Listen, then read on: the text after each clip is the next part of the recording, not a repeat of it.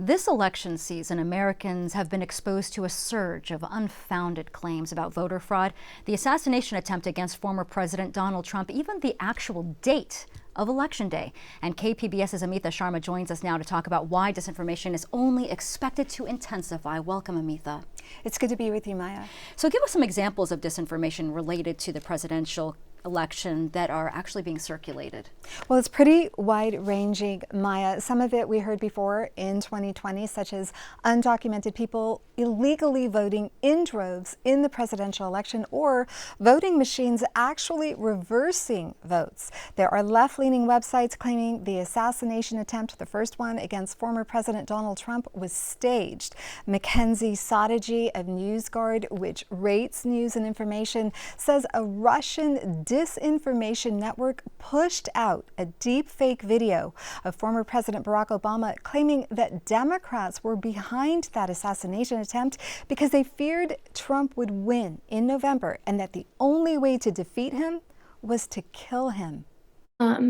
Within the past couple of weeks or so, we've seen a lot of Russian disinformation targeting Tim Walz, Harris's running mate, and accusing him without any evidence or with fabricated evidence, accusing him of having inappropriate relationships with minors while he was a teacher in Minnesota. So, Amitha, you've actually mentioned partisan websites and Russia as putting out disinformation and lies. So who or what else is actually spreading the disinformation, and what is actually being done to rein it in?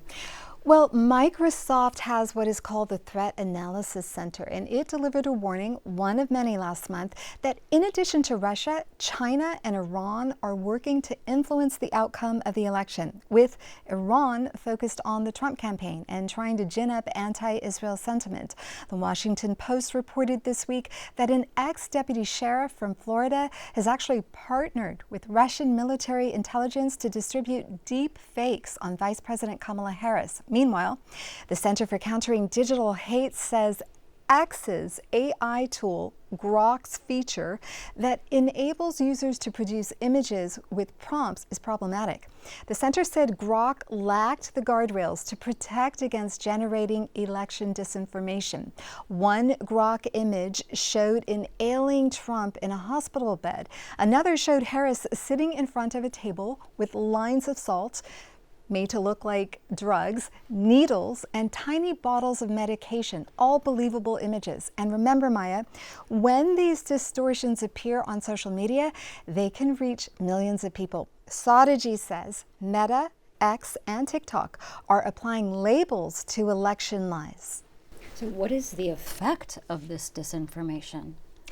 Well, people's decisions, their votes, are only as good as the information that they're given. So it's dangerous. It wounds democracy. It wounds society. Democracy relies on information, the truth, and faith in elected officials, in institutions, and fellow citizens. We saw what happened in England in August when a false social media post about the fatal stabbings of 3 children triggered riots against Muslims and other minorities. Dean Nelson, he is a founder and director of the journalism program at Point Loma Nazarene University, says mayhem is ultimately the goal. And the intent is to create chaos and mistrust. So if you can create chaos and mistrust, and then you have a leader who says, you can trust me and only me, then kind of you can see the political machine just kind of working there. And Maya, I should point out that with local news coverage and the news industry as a whole in decline and people existing in information silos, it is very difficult for journalists to flag all of the disinformation, to debunk it, and make sure that that debunking reaches the people who are actually believing these lies. It is why Tim Franklin, who is a dean at Northwestern University's Medill School of Journalism, says there has to be content regulation on social media platforms. He says so far tech companies have successfully argued that just like phone companies can't control what is said on a phone call, they can't oversee what is said on the internet. The problem is a call is between a couple of people. Social media reaches millions. Franklin believes oversight will eventually happen. as I say, whether it's done voluntarily by the companies or whether Congress steps in. And I think there is a growing sense, bipartisan sense in Congress that action needs to be taken. In the meantime, Americans will just have to do their own fact-checking. They can use resources like the News Literacy Project, the Campaign Legal Center, and of course, NewsGuard. Excellent work. Thank you so much, Amitha. Thank you. And this story is part of our Public Matters partnership with Voice of San Diego and with iNewsSource. You can find all of our coverage of local politics and civic engagement online at kpbs.org/publicmatters.